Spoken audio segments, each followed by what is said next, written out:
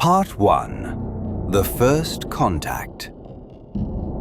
I never believed in aliens. Not really. I used to think the universe was quiet, empty, just stars burning far away, with no interest in us. That changed on October 17th, 2009. I remember the date clearly, because that was the night the sky answered me. It was 2:43 a.m. The town was asleep.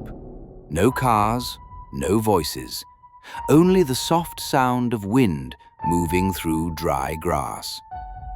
I lived near the desert back then, miles away from the nearest city, the kind of place where the stars feel too close.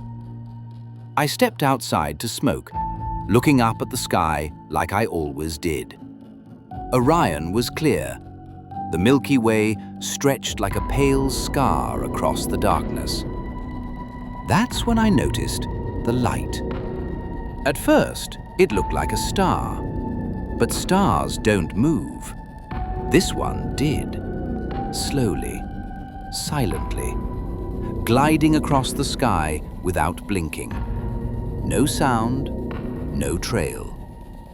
I watched it for a long time, telling myself it was a satellite, until it stopped, right above me.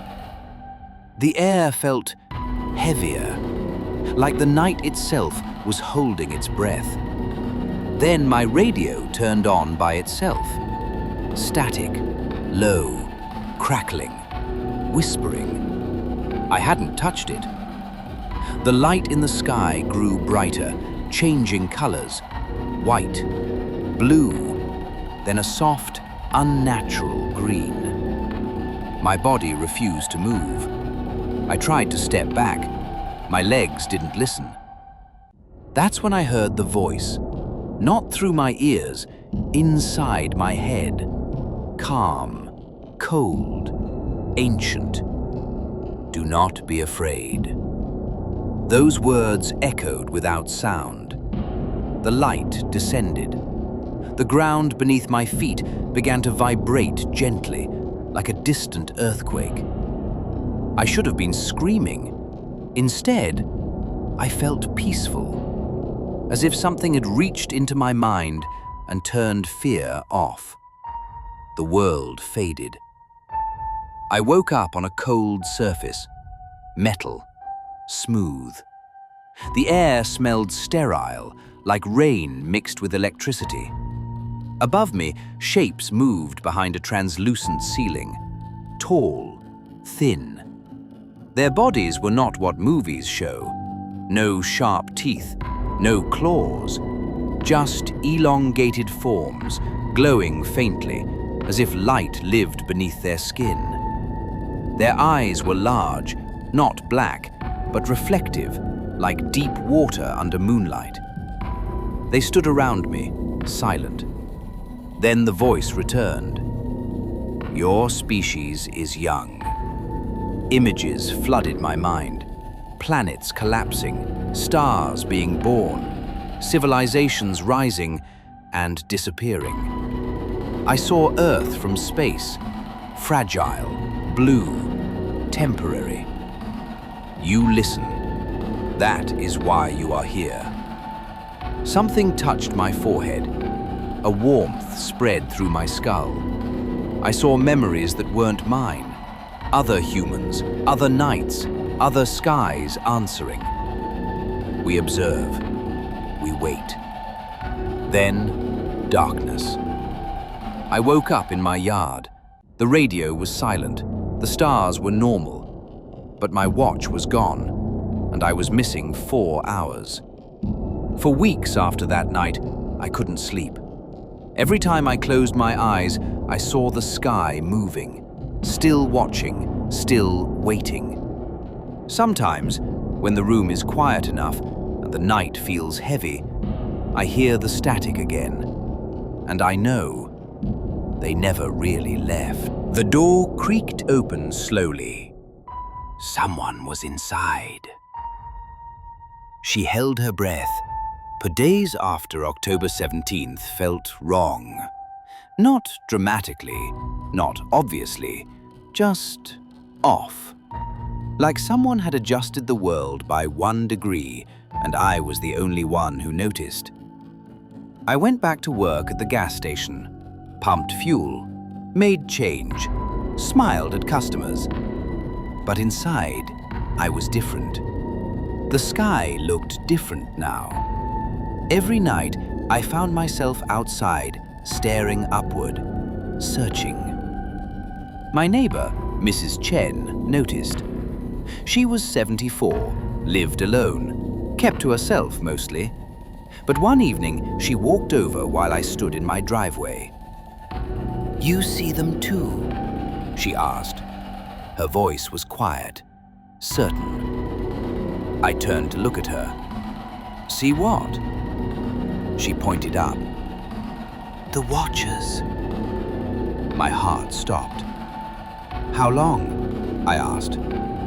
She smiled sadly. "Since 1966. Korea. I was a girl." We stood there together in the darkness. Two people who knew something the world didn't believe. "They come back," she said. "Once they choose you, they always come back." That night, I couldn't stop thinking about her words. How many others were there? People living normal lives, carrying impossible memories. I started researching.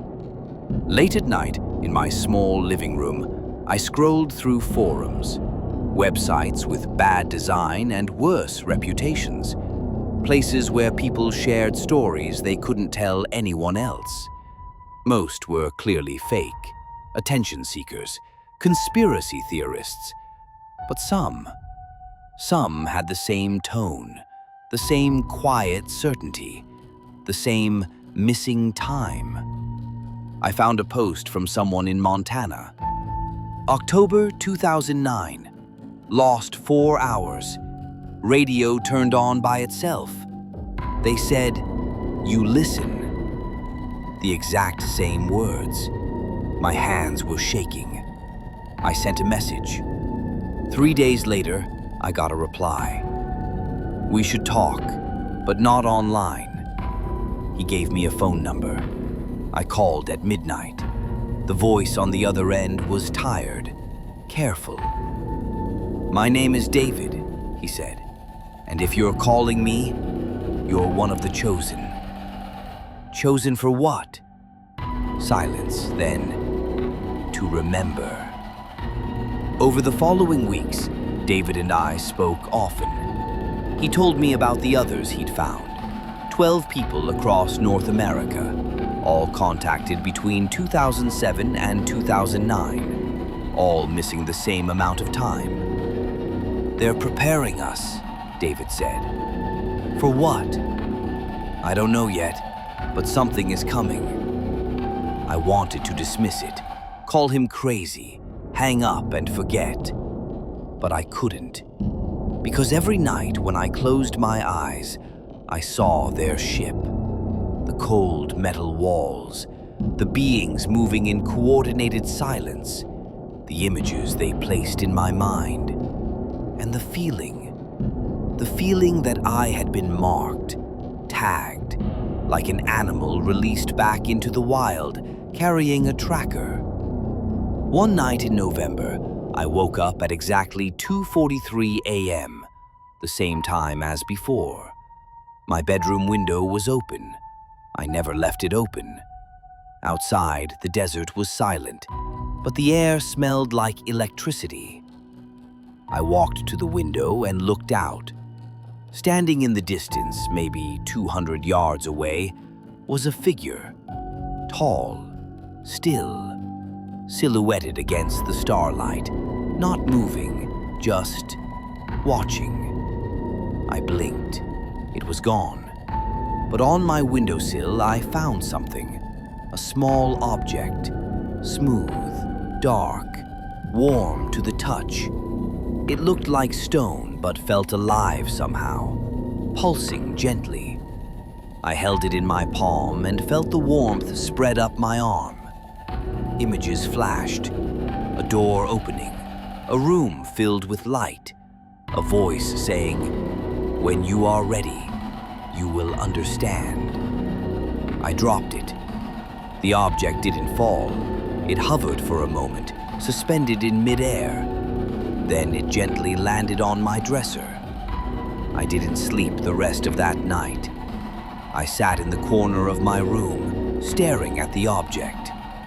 By morning, I had made a decision. I called David. "They came back," I said. "I know," he replied. "They came to me too." "What do we do?" He paused. "We wait, and we listen, because that's what we were chosen to do. Listen."